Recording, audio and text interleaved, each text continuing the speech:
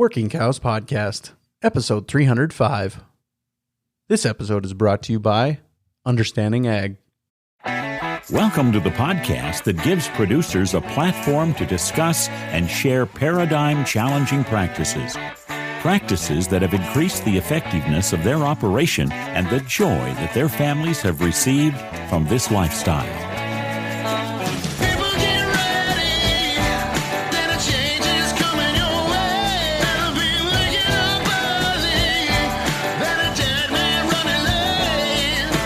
Howdy, everybody. This is Clay Connery, host of the Working Cows Podcast, recorded exclusively in the C90 Ocean Minerals Studios. And this episode is brought to you by Understanding Ag.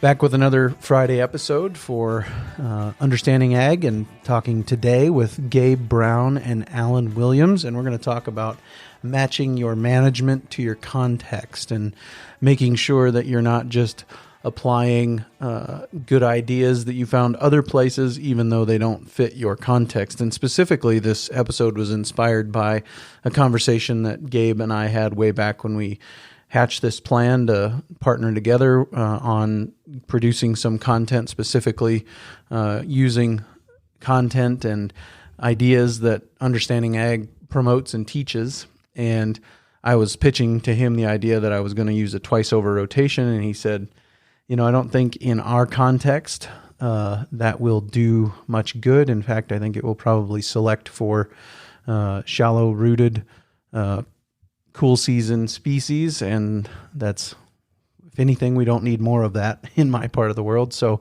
we're going to talk to them about matching context to your environment and matching management and context so that you are increasing diversity in some of those things. So, Gabe, Alan, thanks for joining me today on the Working Cows Podcast. Welcome back.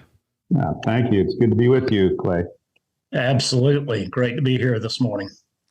So Gabe and I sat down and started hatching these plans for this cooperative effort that we've been venturing on over the last few months, and it's been a great opportunity. I really have appreciated the opportunity to open the Understanding Ag network of instructors up to this audience, and really have had some profitable discussions. But one of the things that he said in the course of that was that I was talking to him about my grazing plans for this summer, and I was going to try to do a twice over rotation.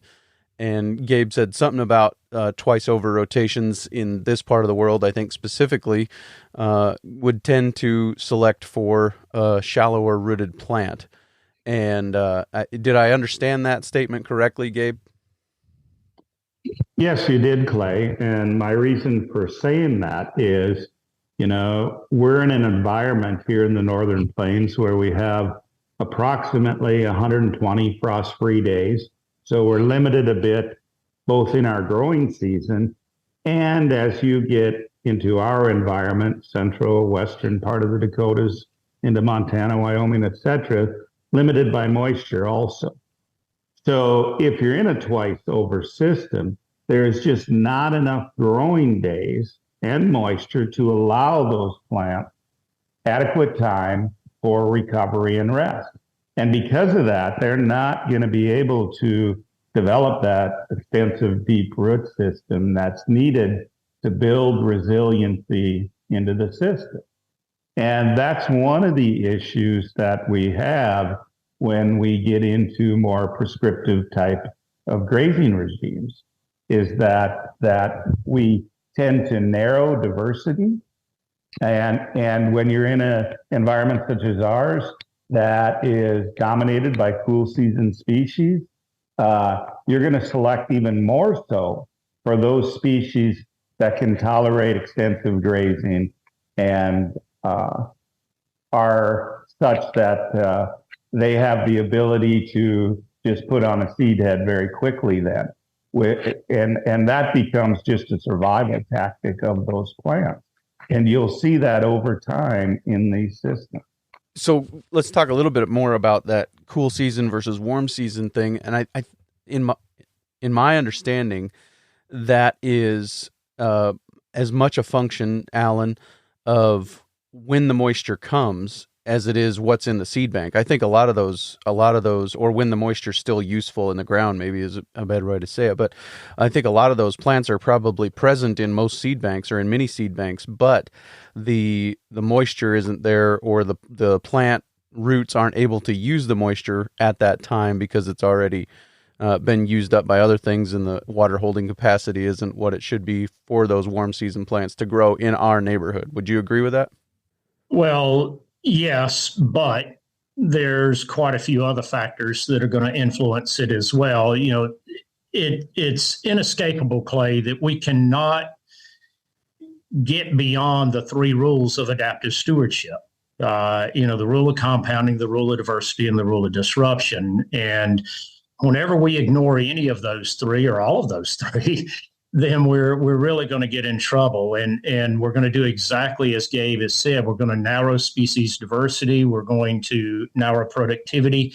And we're going to actually start harming the biological functioning of that soil, which includes what you just said, the ability of that soil to be able to infiltrate and retain water, during critical periods of the year. So what we often see happening there is that, warm season perennials really do require a very high level of biological activity in the soil, particularly fungal activity in the soil and protozoal activity to thrive.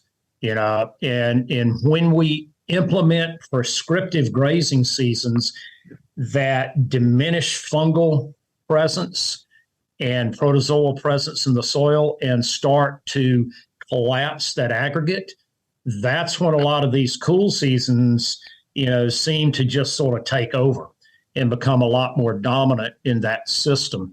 And the other thing we have to look at is always go back to historical ecological context.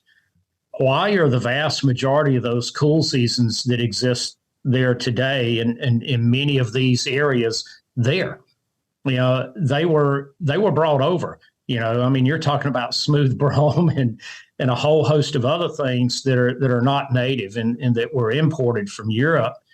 And what it boils down to is that those earlier grazers made the exact same mistakes. Okay. They tried to be prescriptive just like they were in Europe.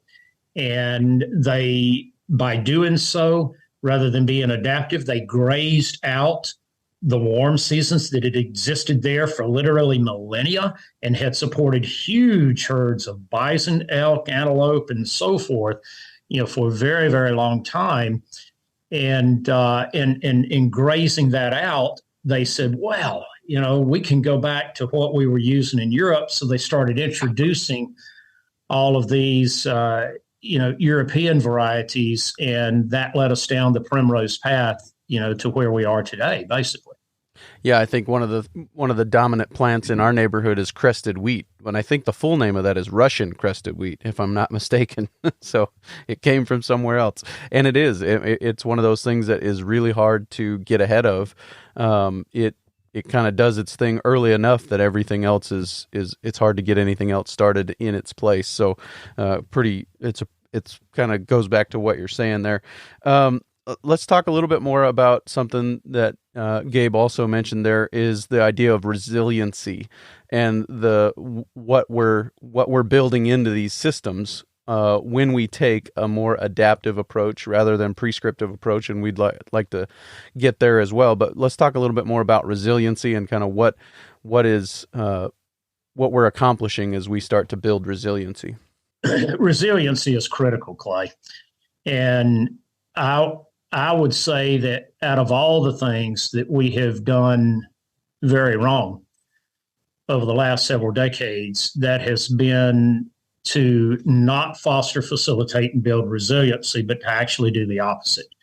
We have taken away much of the resiliency that used to exist on our plains and our prairies and our grasslands. And prescriptive grazing systems, no matter what they are, you can trot them all out, okay? But any prescriptive grazing system is over time going to lower and damage resiliency, period. You cannot escape it. Now, but here's where people often go wrong initially with this. They make an initial change. Okay, say they've been grazing more continuously or set stock, and then they switch to a twice over. And they see a bump because the twice over is a disruption from the continuous or set stock grazing. So they see an initial benefit. And then in their mind, they say, oh, wow, this worked. I saw a benefit here. So now I'm going to do it this way every time. And so I'm going to always do a twice over because this worked this year.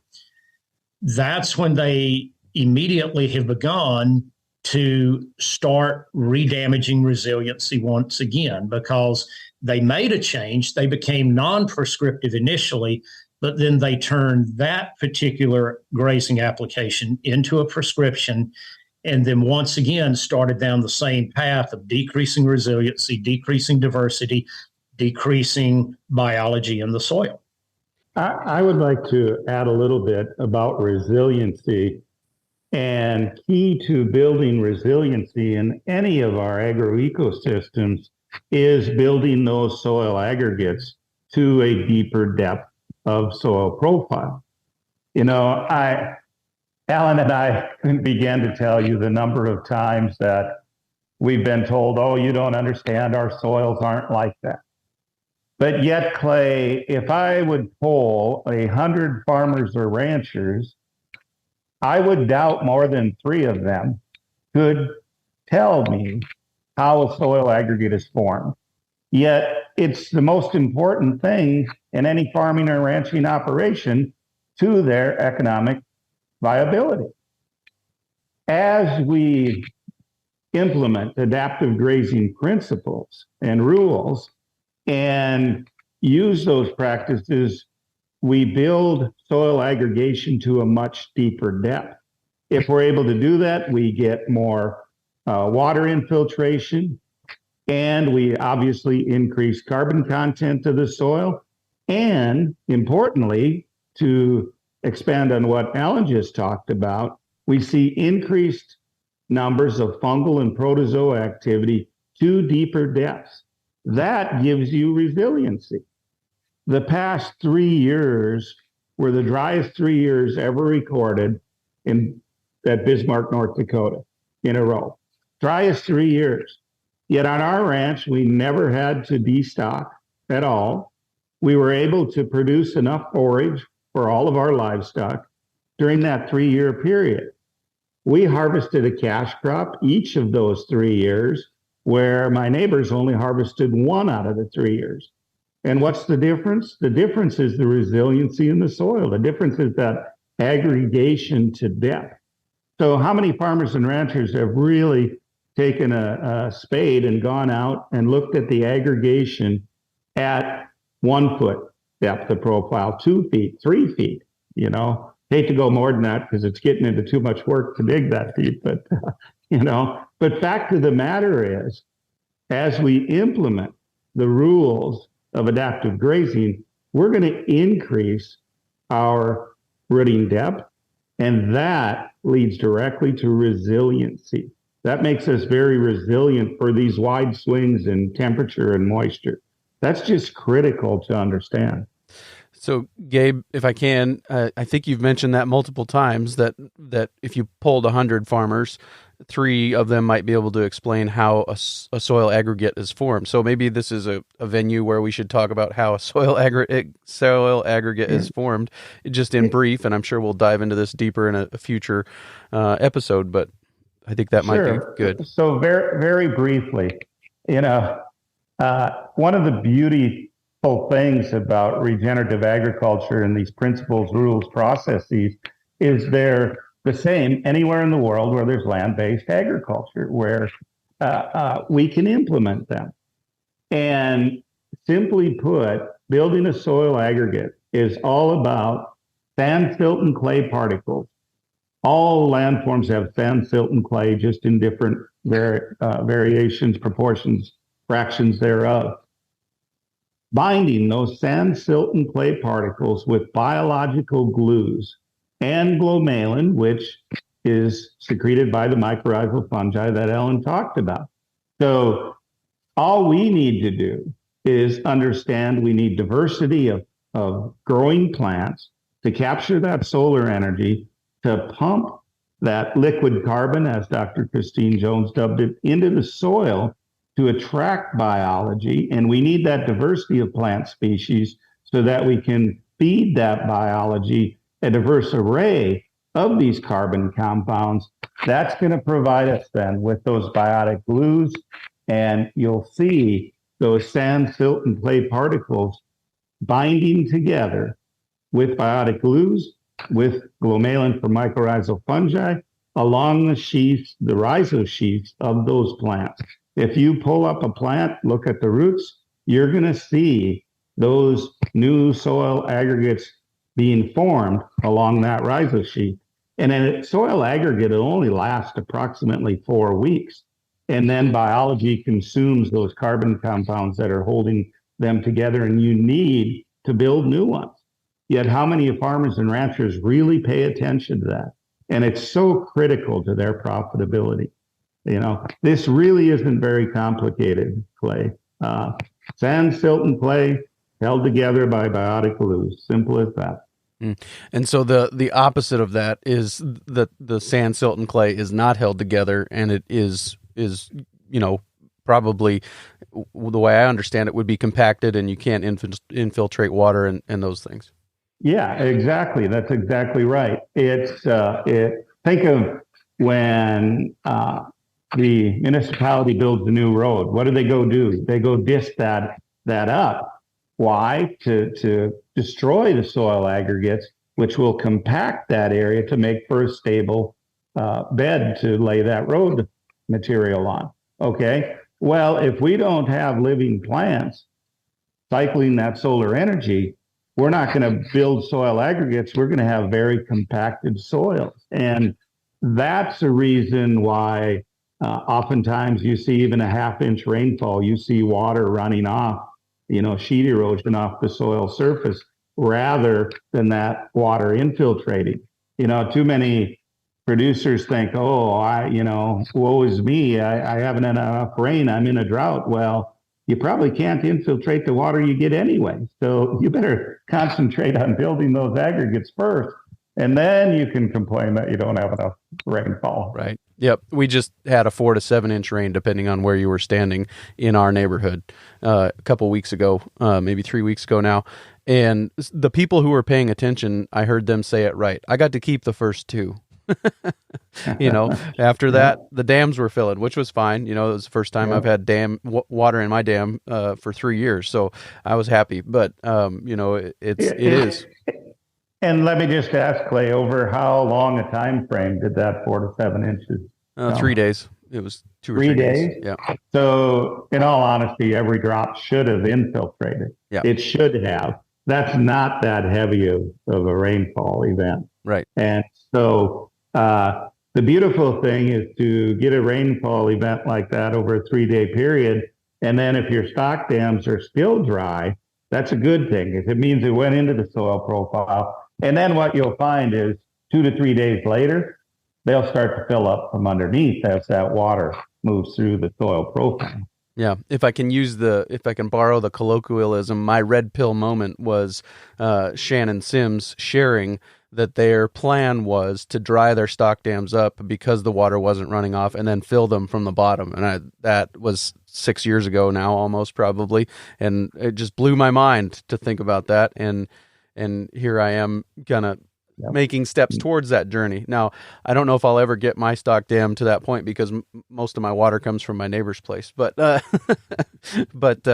it is a goal of mine for sure to hold on to every drop I got. And I think by the time this releases, I'll have an episode coming out in the near future with a guy who was in a severe drought in southwest Nebraska, and they ended up, I think he said they've had 10 inches in the last 3 weeks.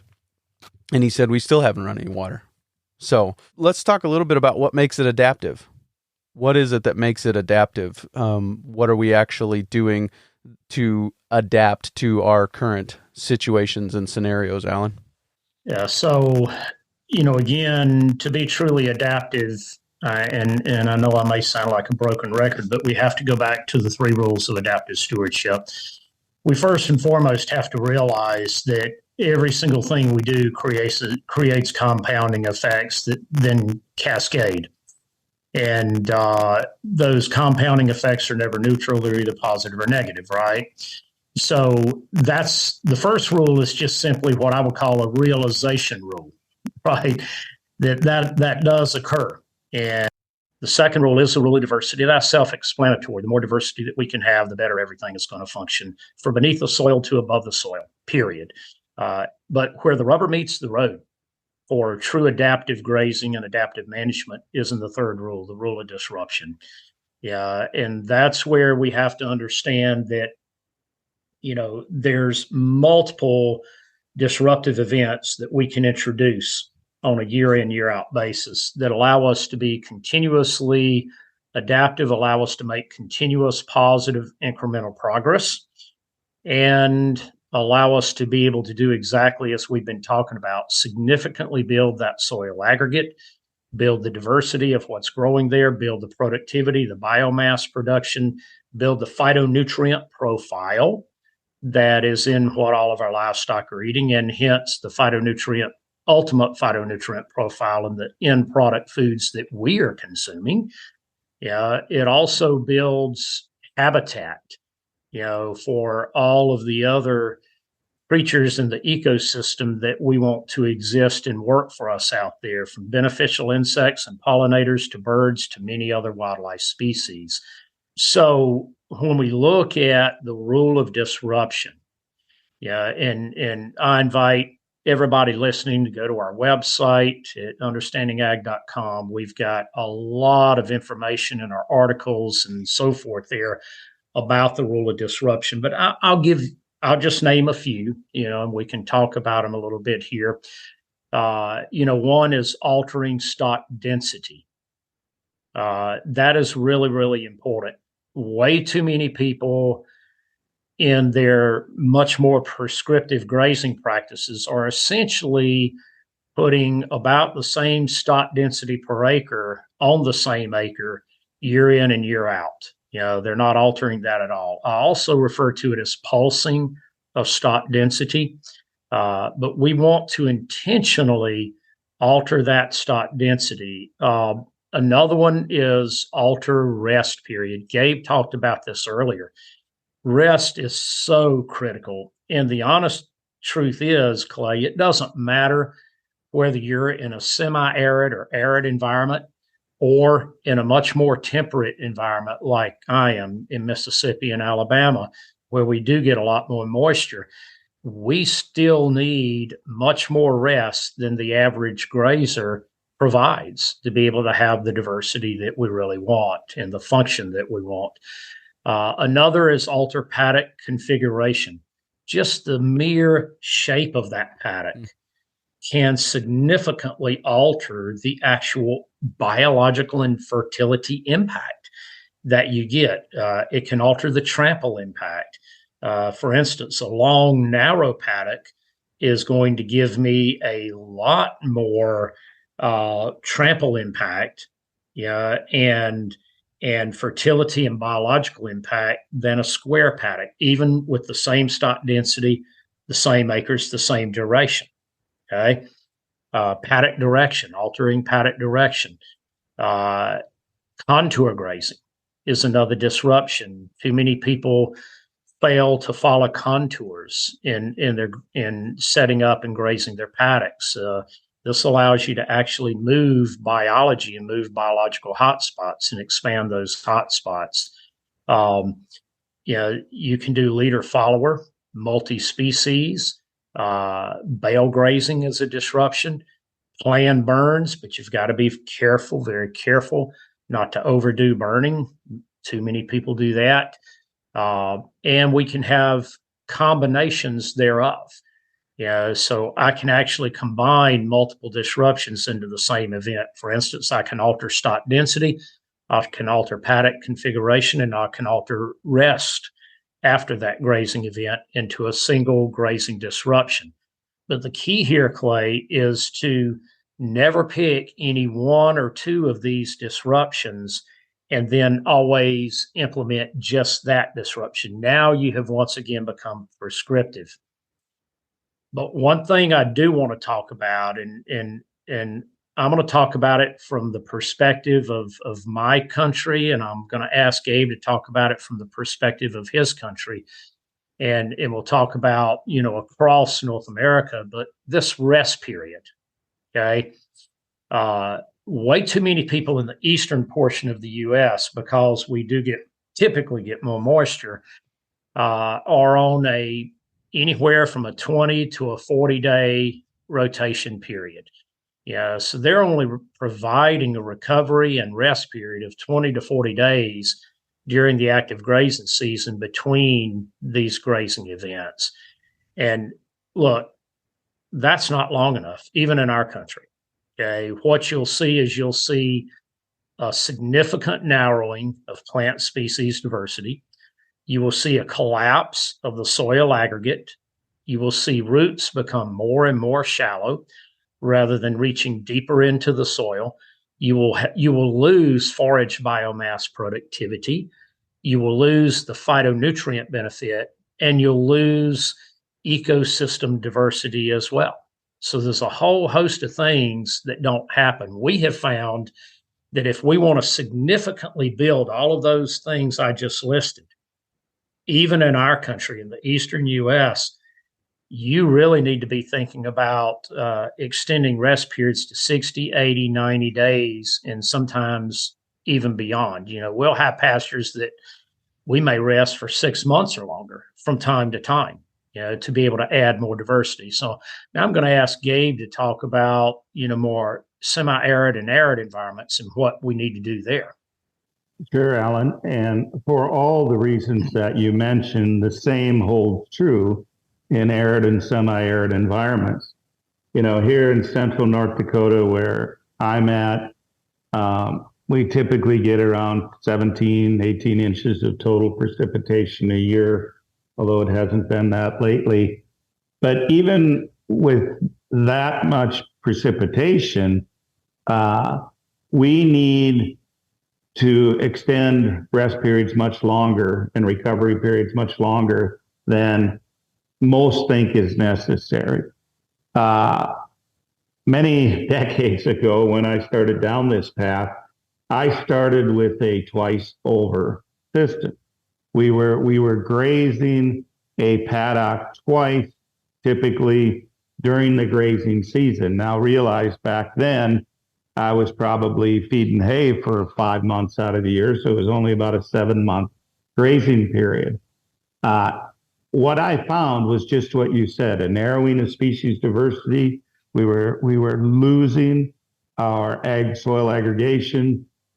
We were less resilient to drought. We were losing biodiversity, certainly.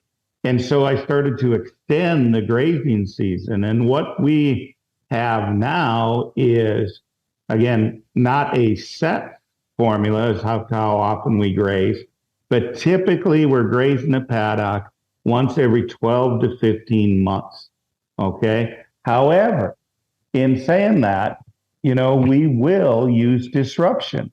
There are a number of paddocks each year. We will defer grazing to almost once every 2 years.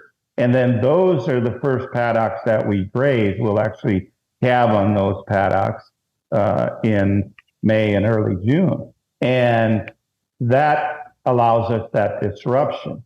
What we're finding is a significant increase in biodiversity, a significant increase in soil aggregation. And I know what many people are thinking, well, I'd go broke if I only graze the pasture once every 12 to 15 months. No, not true at all, because we're actually able to increase stock densities then significantly. So our net profit per acre increases significantly, even though we're giving those longer recovery and rest periods.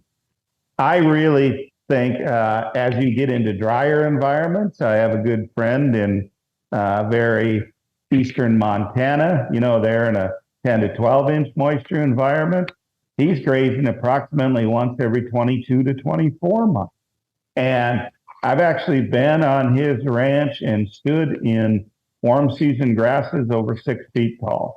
And I just shake my head because you usually don't see that. I think of Fernando Falamer and Alejandro Carrillo in the Chihuahuan Desert, 6 to 8 inch moisture environments. And Alan, you and I have both stood on those ranches in forage that's taller than we are. And it's absolutely amazing. But it all goes back to giving plants that opportunity to fully recover. And I want to say one other thing. So often people think of rest and recovery time as simply days on a calendar. But remember, where we're at in the Northern Hemisphere, we have to think of it more as growing days, right? Because up here, plants will typically shut down by mid-October and won't start up again until the following April, or depending when the snow leaves. And so those plants are not truly recovering at that time, during that time frame. So we can't just look at it as days on a calendar. We have to look at it as growing days. I think that one of the things that I could hear somebody saying in response to all of this is kind of what you brought up, Gabe. But I've got a couple of examples of how that's not necessarily true. And I'd like you guys to maybe add more. And that is the balance between economics and soil health. Like you said, I'd go broke if I only grazed once every 12 to 14 months. But you've already shared with us that you guys didn't destock over the last 3 years, and you got a cash crop each of those 3 years in the lowest rainfall on record. And then also you talked about the increasing stock density and stocking rate that you're able to achieve on those same number of acres as a result of these things. So there's two arguments against that whole I would go broke, or the balance between economics and soil health, And so are there other examples that you can think of that would go against that? Well, I'll just add another one that to me has meant probably more to our bottom line than anything else. I talked about how decades ago I used to feed hay for approximately 5 months. Well, 2 years ago, we fed hay a total of 18 days. Okay.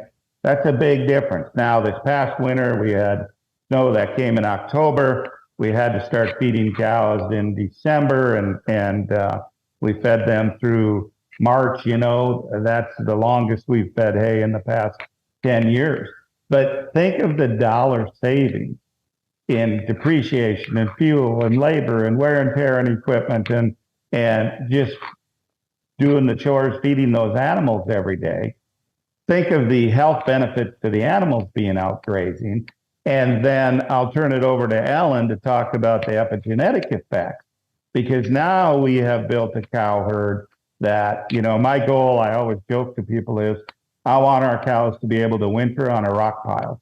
If they can winter on a rock pile, they're making me money. Alan, do you want to talk about the epigenetic effects? Real quick, it's not like you just said, Gabe, it's not just the cost of the hay, it's the cost of the feeding that we tend to overlook. Like, writing the check for the hay stinks, but then we forget about the fact that we've got all these other connected things that go along with getting that hay out to that cow.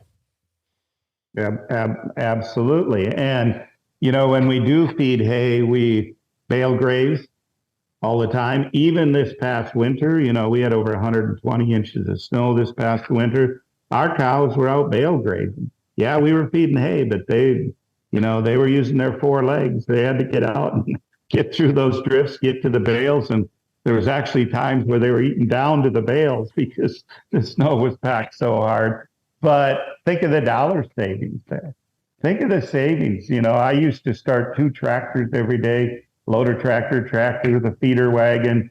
I'm like, man, oh man, oh man. It's no wonder my banker sent me a Christmas card every year.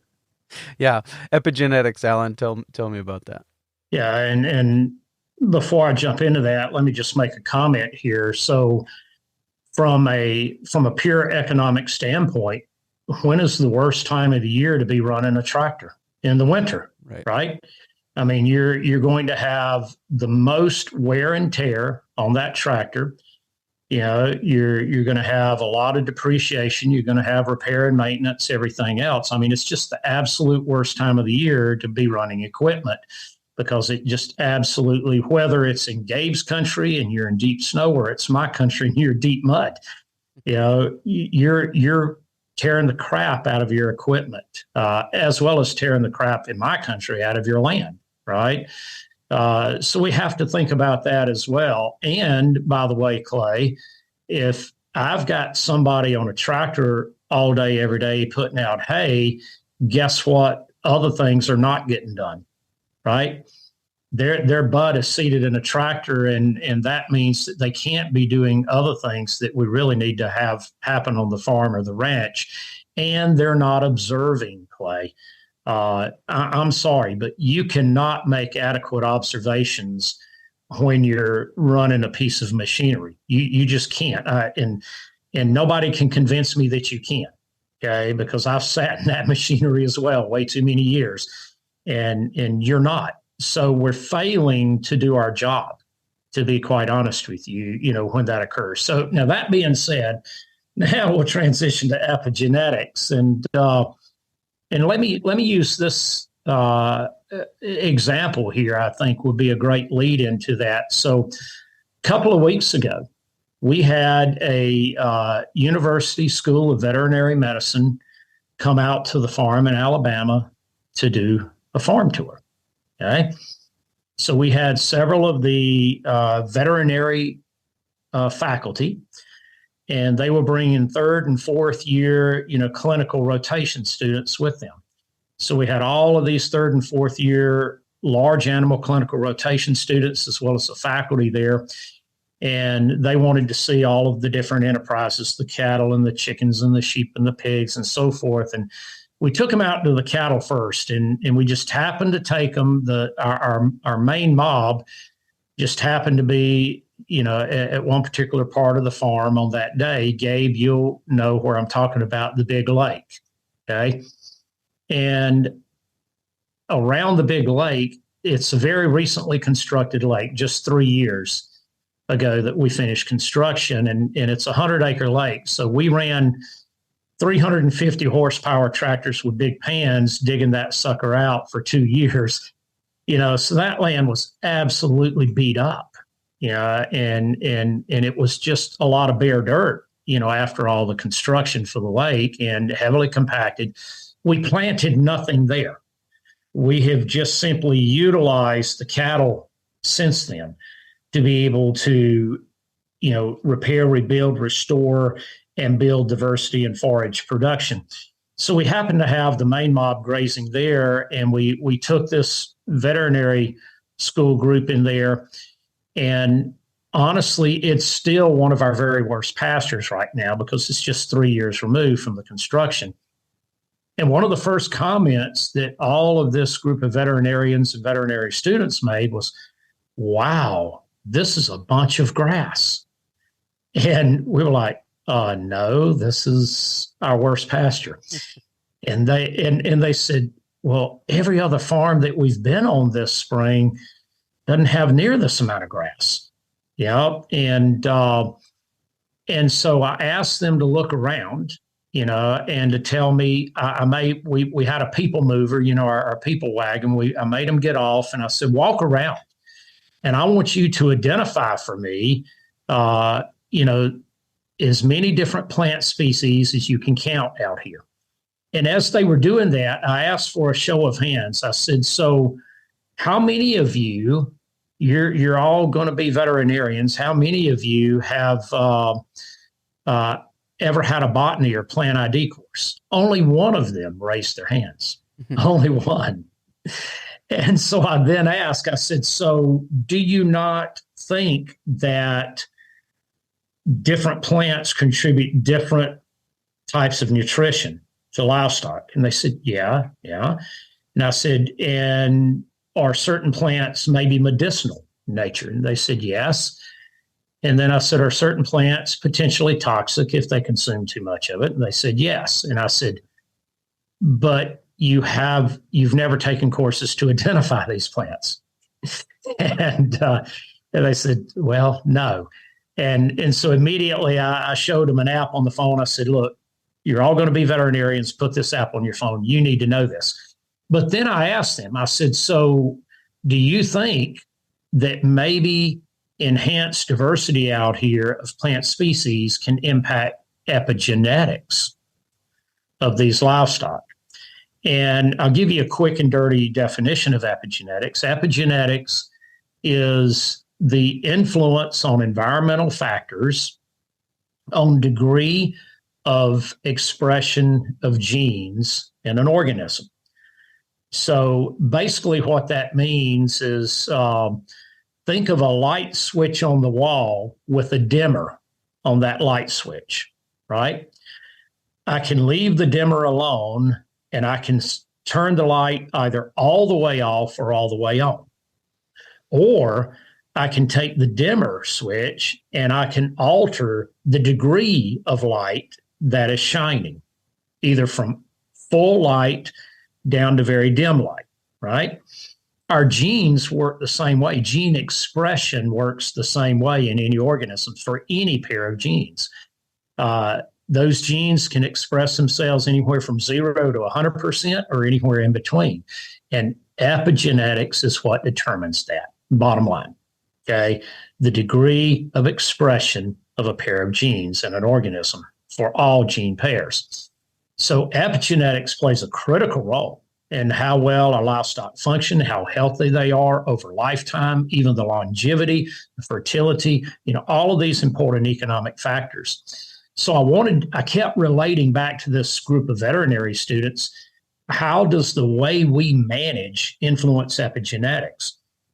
And we were calving, okay? So, we calve much later than most people do in our part of the world. And so I asked them, I said, what stage of lactation are our cows in? And they thought for a little while and said, well, from the looks of the calves, peak lactation. I said, yes. So what condition? Look across our cow herd here. What is their body condition? And they looked at them and they said, well, that one's a 5.5, that one's a 6, that one's a 7, and so forth. And I said, well, most herds that you look at where the cows are in peak lactation, what is their average body condition? And they said, oh, much lower than this. They're 3s or 4s. And I said, so do you think epigenetics is playing a role here? And they thought for a little while and said, well, I guess so. And I said, well, why? I said, what are the factors? We're calving when we have peak forage production. So they're getting this incredible array of phytonutrients in their diet every day. And that is epigenetically influencing not only the cows, but those calves that are by those cows' side, right? And then they ask us, well, what kind of supplementation are these cows getting? We see you've got your bulls out, so you must be supplementing with something and make sure they had a good breed up. And I turned to, one of our guys there that manages the cattle on a daily basis. His name is Christian. And I said, Christian, would you please tell them what you're supplementing these cattle with? And Christian laughed and said, well, nothing. And they said, really? And then I said, well, how much do you think we fed them during the winter? And they said, well, I don't know. You must have fed a good bit during the winter. We had a pretty bad winter this past year. And I said, Christian, how much did we feed them? And he said, nothing.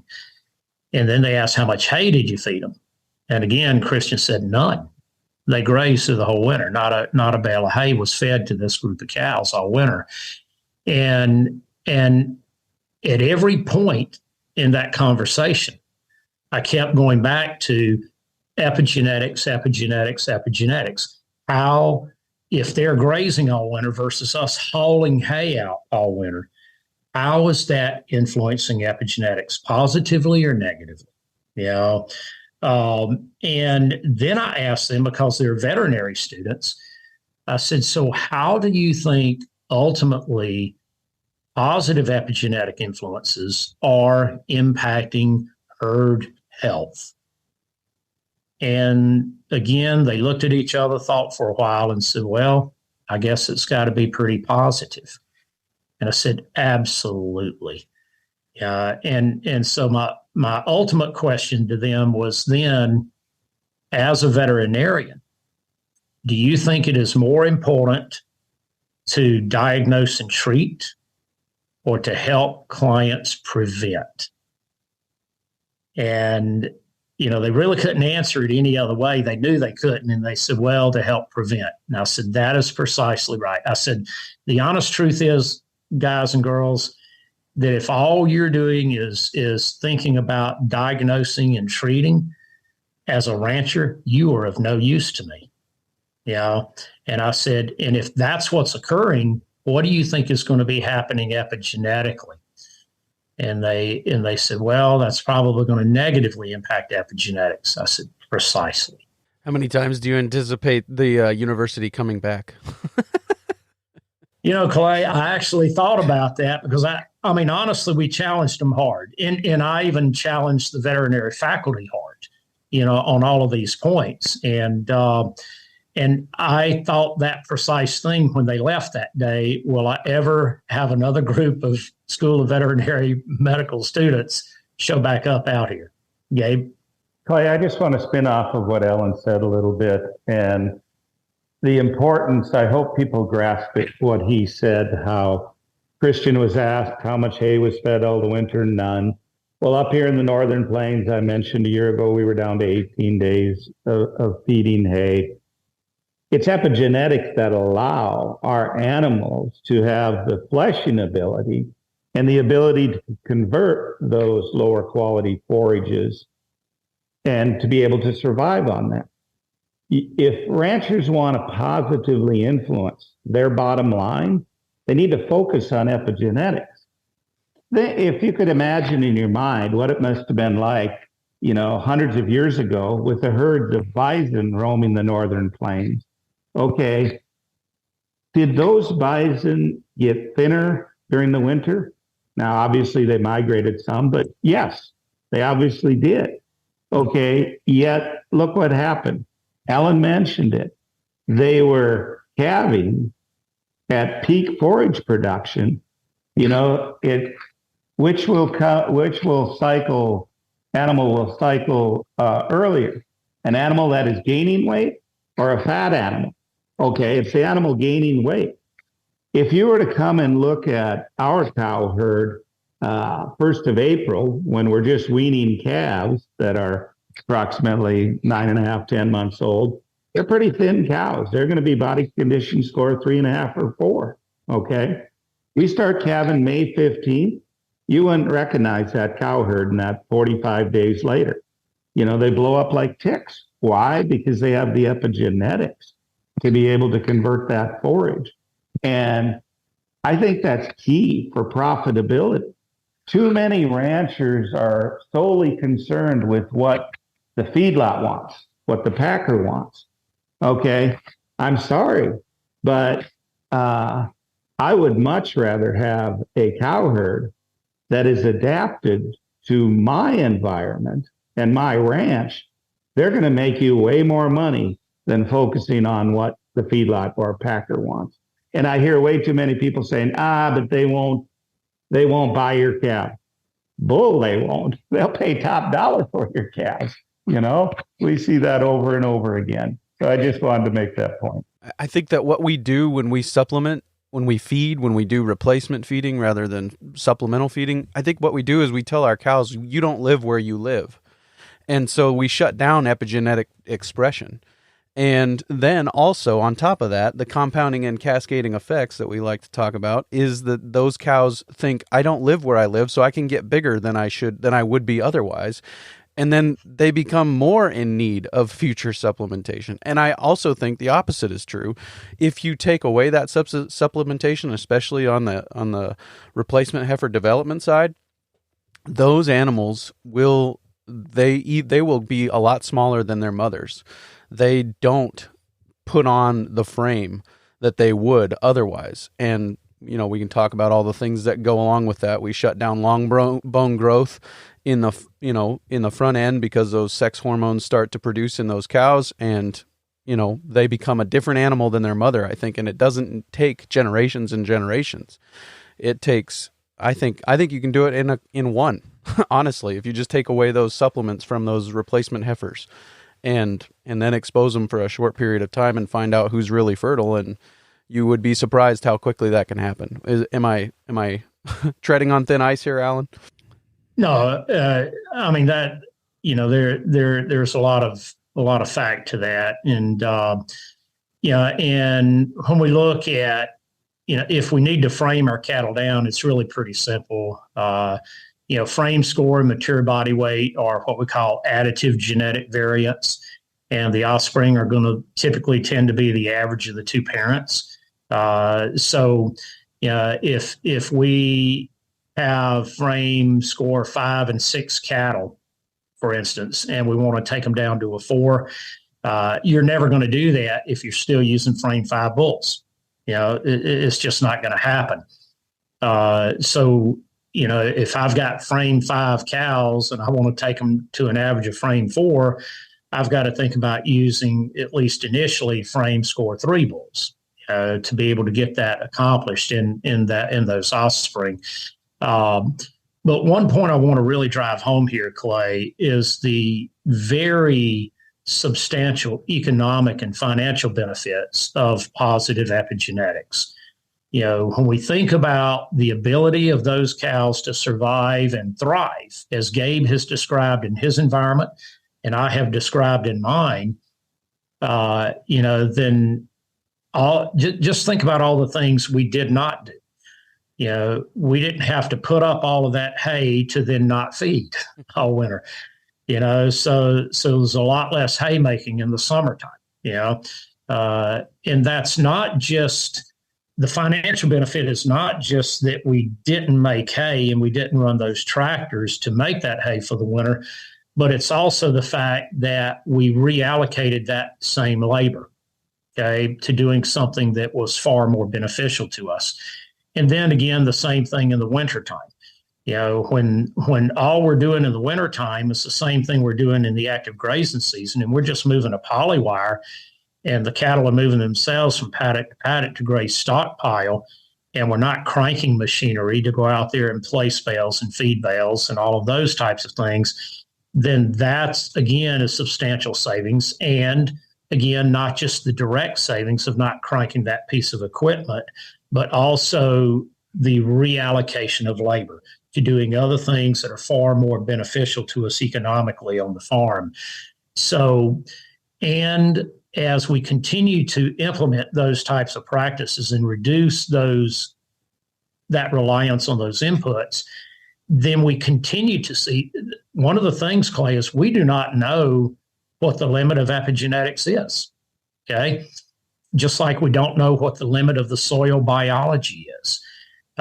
So as far as we know, we can continuously improve epigenetics in our livestock if we continue to implement practices like this.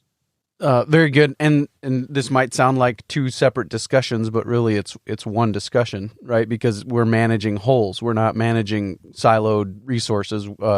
Our plants and our diversity on the landscape plays a critical role in how those epigenetics express themselves and all those kinds of things. So I think it's important for us to make that connection as well. And as we point towards wrapping up here, I wanted, if it's okay, I wanted to talk a little bit about plant succession, and I think that's a connected discussion to this idea of how diversity plays a role in soil aggregation and vice versa. Yeah, I'll speak to it from my standpoint and ask Gabe to do the same. Earlier we had an extended conversation about building soil aggregate. Without that happening first, it's going to be almost impossible to build high levels of plant species diversity. And here's why. Over the decades and decades, and even in some areas in the U.S., literally centuries of agricultural impact, we have buried and trapped, a lot of this seed bank in multiple compacted layers in the soil. And if they're in that plated layer of soil, they don't have the air, the water, and everything that they need to be able to, germinate and to respond. They're trapped. So the only way to release that seed is to build aggregate down to it. And that includes size of aggregate. So we want to build big aggregates, so we have big pore spaces, and we want to build depth of aggregate. Now, what we have seen in our country over and over again, including on our own farms, is that as we build aggregate deeper into that soil, we see a clear succession of species occurring. We see some species respond in year one, as we build aggregate in the first few inches. And then as we build it deeper, we see a second successionary wave of native plants starting to respond. And as we build it through that third profile depth, we see yet a third successionary wave. And that has continued to happen for us. We now, I've documented more than 155 different plant species. And every year we're continuing to add others, but it's only as we build the depth of the aggregate and the size of the aggregate down to those areas. And how does the aggregate work to do that? Well, seed has to have a way to travel up from deeper into the soil to near the surface to germinate. And there's a multiplicity of ways that happens. One is, as you have highly aggregated soil, you have more biological activity in the soil from macroorganisms, earthworms and beetles and other things that help to move seed up. A third way is under higher stock density impact. We are literally pulsing through the higher stock density impact, all of that hoof action on this aggregated soil. We are pulsing seed up through that pore space as well. So all of those factors work for us to help us create those successionary waves. And here's the other thing that we have to be cognizant about with successionary waves is that never trap yourself into the mindset that whatever is growing this year is what I want it to remain at from that point forward. If you do that, you're going to start limiting yourself and limiting diversity. So you've got to be willing to accept the succession and realize that's a part that's been happening for millennia. And we actually want that to happen. And we want to see different species dominating in different years and different proportions. Gabe? Yeah, very good, Alan. I'll just add a little bit on that. Alan Savory once made the comment that the minute we as humans consider a plant good or bad, we've lost the battle. And I really believe that. I will use this as an example. So many in the Northern Plains are familiar with absinthe wormwood. It's considered either a restricted or prohibited noxious weed up here. Well, our cattle eat absinthe wormwood just fine. And they will actually seek it out at certain points in time. Why? Because it's an extremely deep-rooted plant. And it's bringing nutrients from deeper into the soil profile. So that diversity Alan talks about is important. Now, I want to talk a little bit from a succession standpoint, Clay, how think of the grazing that we're seeing across many areas, and it's actually globally. We're seeing overgrazing, understocking, overgrazing. What that's actually doing, that is encouraging more annual plants, not only shallower rooted plants, but also encouraging more annuals to germinate. Annuals typically have a much shallower root system, okay? They're nature's way of healing, saying that, hey, this land has been overgrazed. We need to produce biomass quickly, and annual will do that. But what is the negative compounding effects of that?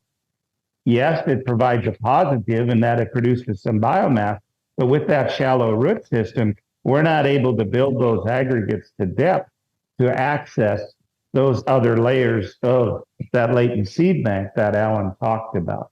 That's the reason we need to get into longer recovery times and rest periods, is so we can build those deeper rooted plants, to build both resiliency and to access those latent seeds that are deeper in the soil profile.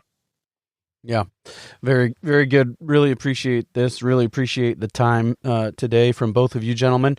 And I think we've probably just scratched the surface here, obviously. But I would like to give people a direction to go as far as continuing education and some of those things. Could you talk to me about some of the resources that you have that would help with some moving people further along the road as far as these discussions are concerned?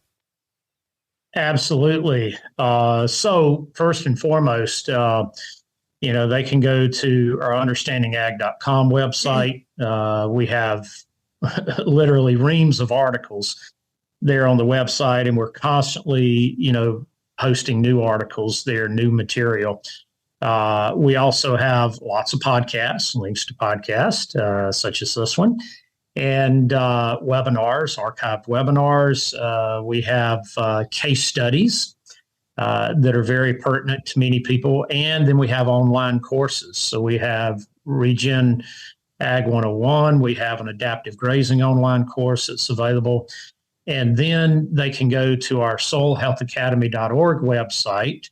And we have, the multi-day hands-on academies. And we encourage people to start, with the online courses and all of the other resources that are on the Understanding Ag website to start the learning process. But the honest truth is, Clay, for them to really get a full grasp of how to do this and how to apply it within their specific context, it's really important that they attend an academy. Because that gives them that multi-day immersive experience that allows them to be able to really fully envision and grasp, what they need to do, how to properly implement the 6 principles, the 3 rules to optimize the 4 ecosystem processes. But the other thing that an academy does for them is that it exposes them to many other farmers and ranchers that are also, in the same learning process. So we work hard to make sure they network and establish those new friendships, that new peer-to-peer network, that they can continue to learn from each other and glean from each other as they go forward. And obviously, we also continue to serve as mentors to them as they move forward. Yeah, very good stuff. And I think, as always in these conversations, I think it's definitely beneficial to go to one in your own neighborhood, but I think it's also very beneficial to go to one way outside your neighborhood and just see some different country and different management and the way that it works in different places. And there's things to be learned for our zip code from those places too. So, gentlemen, if there isn't anything else that needed to be said today with regard to these things, I will just say to both of you, thank you for your time today. Well, thank you, Clay. Great to be with you. Exactly. Thanks, Clay. Very good stuff there. As always, very practical. Really appreciate the two of them and taking the opportunity to share their wisdom and their experience, and continue to enjoy this opportunity to capture some bonus content with them.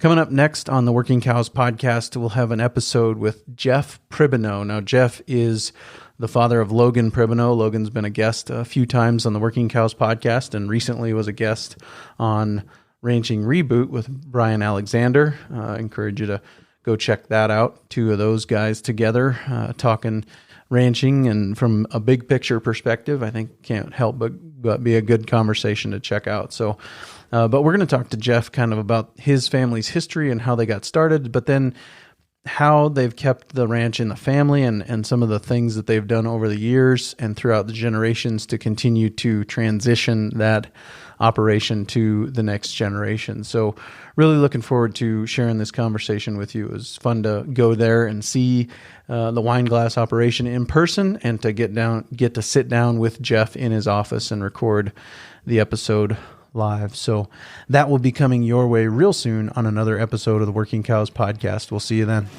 We invite you to visit workingcows.net to subscribe to the show via iTunes or Stitcher. You'll also find detailed show notes pages, resources from our guests, and the industry leaders who have influenced them. For more ideas on putting your cows to work for you in a more profitable way, tune in next week.